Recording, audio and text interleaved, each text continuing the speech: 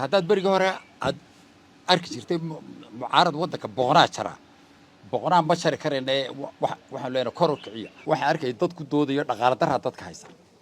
de waa run dhaqaale darra haysa dhaqaale darradaasina weligeedna way jirtay waana jiri doontaa qof walbana cashuurta laga rabaa dhaqaalihiisu bay ku filan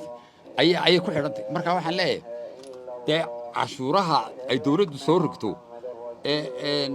dee waa in la aqbalo wixii dawladdu bila cashuur ma shaqayn karto haddii imika ciidanka mushahar loo waayo dee ciidan ma noqonayo haddii shaqaalaha dawladda mushahar loo waayo shaqaala ma jirayo wixii kale la qaban lahaa aqoonsiga Soomaaliland la raadinayo dee wuxuu u baahan yahay dhaqaale iyo wax lagu raadiyo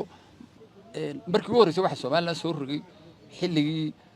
dawladdii Ilaahay u naxariistay madaxweynihii Axmed Siiraayo baa la soo rogay maxamed xaashi baana wasiirka maaliyadda Ilaahay u naxariistay maanta labadiiba way naga hooseeyaan marka hudheelada waaweyn oo kale dee waad ku arki jirtay maartay biilkay ku dhiibaan dhinaca hoose faad ama cashuur baa kaga qoran imka hudheelkan joogno shaah hadaynu cabnay imka dee waad ku arki doontaa kulanti habboon daawadayaal meel kastood ku sugan tihiin waxaa hadda barbarkayga fadhiya wasiirkii hore ee wasaaradda waxbarashada ee Somaliland ee dawladdii madaxweyne Muuse Biixi sidoo kalena wasaarado kale Somaliland xilalka wasiirnimo ka soo qabtay wasiir hore Axmed Toorno midna wasiirka hore waa ku soo dhaweynaya Rakaal TV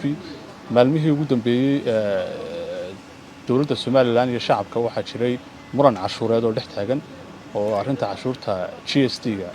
oo shacabka iyo ganacsatada iyo dawladdu ay si weyn ugu kala aragti doonaadeen waxa la arkay adigoo qoraal aad cashuuraha kaga hadlayso qoray bal ugu horeyn cashuurahani maxay yihiin marka ugu horeyn bismillaahir rahmaanir rahiim Cabdijabaar aad baan kugu mahadnaqayaa adiga TV-ga Rakaalba cashuurtan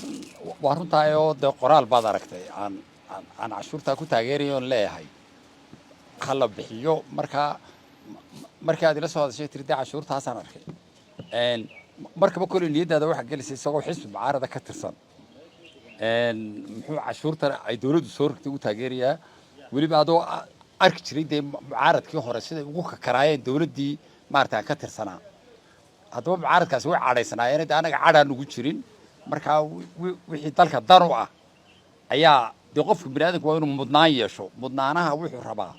waa inay kala horreeyaan mudnaantaada koowaad waa inay noqoto aakhiro inaad u shaqaysato ila waad dhimanaysaa cid kalena ku caawin maysa marka aakhiro la tago mudnaantaada labaadna waa inay adduunka noqoto markay dawladnimada noqoto mudnaantaada koowaad waa inay noqoto qarannimada ta ku xigtaa waa inay noqoto halkaa hoos uga degto xisbi ama deegaankaad ka soo jeedo iyo wixii la mid ah ta saddexaad waa inay noqoto mudnaantaada iyo dabcaad adigu leedahay marka haddee mudnaantii qaranka markaan ka eegeen tii xisbiyada iyo deegaamada kor uga baxo dee wixii waddankeena u dana waynu taageerno dawladdu bila cashuur ma shaqayn karto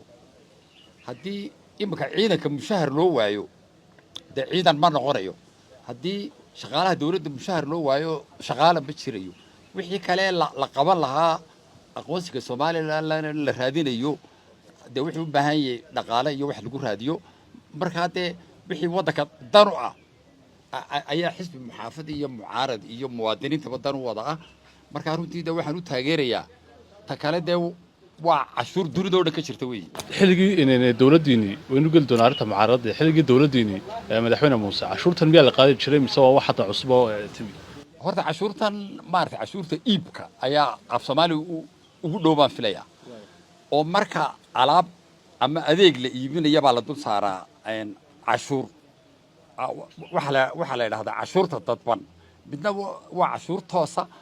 oo waa cashuurta dakhligaaga laga qaadayo ama direct tax haddii aad qof tahay Cabdijabaar imisaa ku soo galay TV-ga Rakaal imisaa soo galay hudheelkan inuu joogno imisaa soo galay dakhligaa ku soo gala baa laga cashuuraya mushahar dad qaato cashuurta dadbanina waxa weeye tan mar kasto oo aad wax iibiso aad iibsato dee lagu dul saarayo maartay cashuur yar marka markii ugu horreysay waxa Soomaaliland soo rogay xilligii dawladdii Ilaahay u naxariistay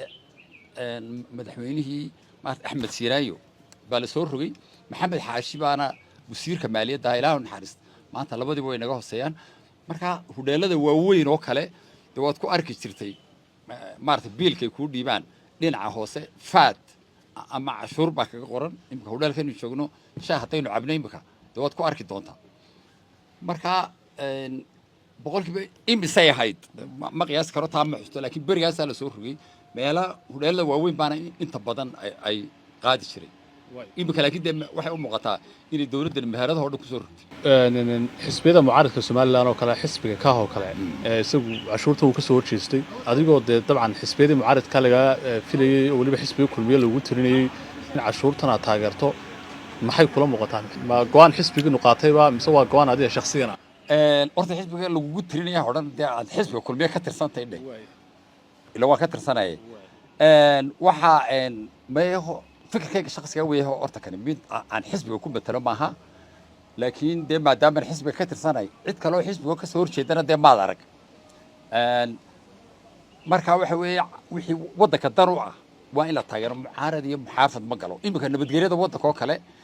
inaynu wada xoojinaa mucaarad iyo muxaafad ma geli karto in dhaqaalaha dalku koraa muxaafad iyo mucaarad ma kori karto inay dowladnima jirtaa mucaarad iyo muxaafad ma kori karto de haddaad berigii hore aad arki jirtay mucaarad waddanka boqonaa jara boqonaa ma jari karayna waxaan leenahay kor u kiciya arrinta cashuuraha dee dadkii hadda waa ka soo taagayn oo weli dowladdii waxay doonaysaa inay dadkii ku qanciso maalmihii ugu dambeeyeyna waxaa la arkayay wasiiradiinii hore oo dadkii la hadlayo oo u sheegaya in cashuurtan ay aqbalaan oo weliba imika hadda mucaaridadiinu waa noociyey mucaarid aan waddadii hore maraynba ee mucaaradda hore looga bartay ma jil cusub oo mucaarid baad jeexaysaan يوم معارض محافظ وأقول عليه عبد السلام بس الدحات دت كين أنا فرينته وأنا قد بنيا معارض لماذا إيه محافظ لماذا وين هرت بدنات كوات سيسو قرن لماذا مركينه هالك إسلام السنين الحوشينه مركانه ولا بدي برهجيت إن بكذا يردوني سارن لاي تدوني ده أم كم بدوني يردوني ده وضو ده يردوني ده سكو قبصنه لكن وين الدوني ده الدل الدرورين marka de kulmiya wuxuu ku caan haweengiiba wixii qarannimada dhisaya ee aan doonida daroolinay laakiin doonida dhexdeeda ay ku kala tartan marka de hadaad aragto cid kale oo maartay kulmiya ah oo cashuurta taageertay hadaad aragto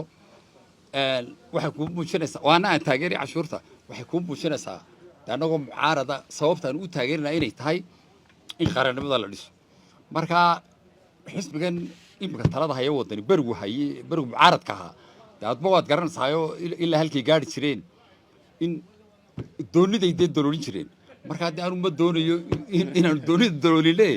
waxaan doonayaa inaanu la dhisno dowladda markaa kadibna dee dalkii oo dhisan maarata lagu tartamo dee fariintaad u diraysa shacabku maxay tahay arrintan cashuurta la xidhiidha fariintaan u dirayo waxa weeye horta cashuurta kuma xidhna waxaa arkaya dad ku doodayo dhaqaale daraa dadka haysa waa run dhaqaale darra haysa dhaqaale darradaasina weligeedna way jirtay waana jiri doontaa qof walbana cashuurta laga rabaa dhaqaalihiisu bay ku filantay ayay ku xidhantay marka waxaan leeyahay dee cashuuraha ay dowladdu soo rogto